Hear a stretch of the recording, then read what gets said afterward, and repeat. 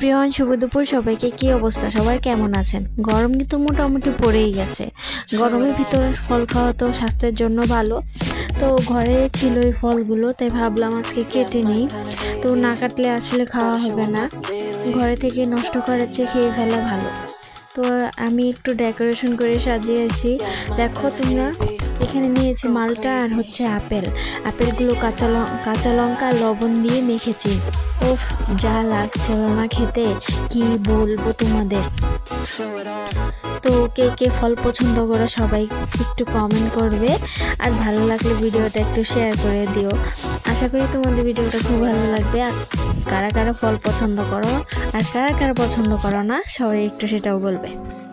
আর কে কোথা থেকে আমাদের ভিডিওটা দেখতেছো সবাই একটু সেটাও বলে দেবে।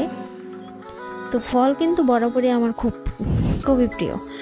যেটা আপেল বলো, আঙ্গুর বলো, ফল মোটামুটি আমার সব কিছু ফলই ভালো লাগে।